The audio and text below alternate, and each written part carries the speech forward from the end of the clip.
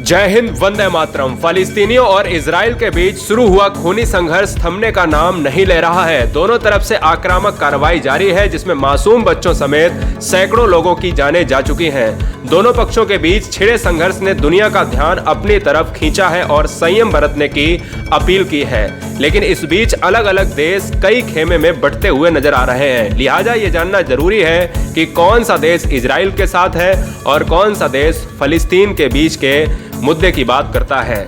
सबसे पहले बात अमेरिका की जाए तो यह किसी से छिपा नहीं है कि उसकी निकटता इजराइल के साथ है। उसने फलस्तीनियों के रॉकेट हमले के खिलाफ इजराइल के आत्मरक्षा का समर्थन किया है। हालांकि राजनयिक स्तर पर संघर्ष विराम की कवायद शुरू कर दी है और दोनों पक्षों के बीच विवाद के हल पर अपनी प्रतिबद्धता जताई है।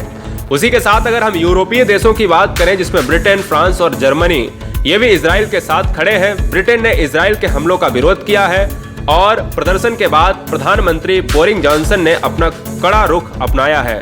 उन्होंने ट्वीट किया है कि हमारे समाज में कट्टरता के लिए कोई जगह नहीं है और ब्रिटेन यहूदियों के साथ हमेशा खड़ा हुआ है। इसी तरीके से फ्रांस और जर्मनी भी इजराइल के साथ खड़े हुए हैं।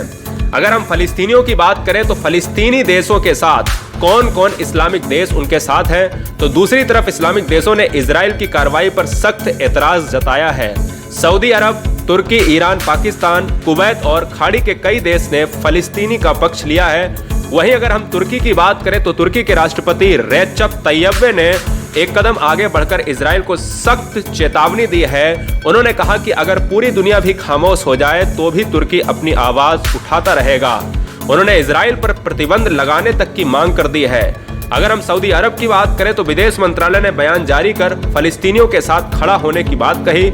उसने फलस्तीन में हर तरह के कब्जे को खत्म करने का समर्थन किया।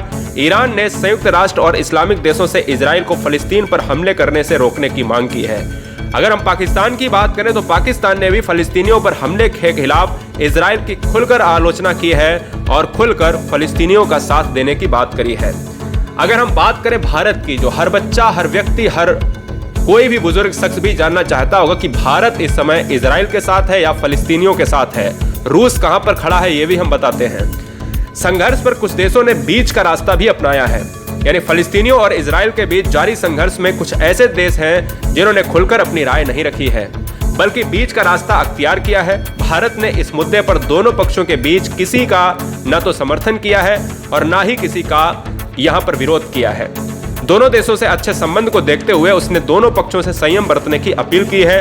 किसी एक का पक्ष लेने के बजाय रूस ने हिंसा के चलते अपनी सुरक्षा की चिंता जताई है। रूस ने भी ये कहा है कि दोनों पक्षों में संयम बरतने की कोशिश की जाए और अच्छे संबंध की पेशकश की जाए। भारत दोनों पक्षों की क्यों बात कर रहा है? क्योंकि उसके दोनों पक्षों से, यानी फलस्तीनियों की बात करें, सऊदी अरब से बात करें और इजराइल से, उसके दोनों तरफ से रिश्ते अच्छे हैं। दोनों तरफ से बढ़िया यहाँ पर व्यापार किया जाता है। इसलिए भारत खुलकर न तो विरोध कर सकता है, ना ही खुलकर किसी का पक्ष ले सकता है। तो फिर मिलेंगे नेक्स्ट वीडियो में। तब तक के लिए जय हिंद, वंदे मातरम। मुस्कुराते रहिएगा।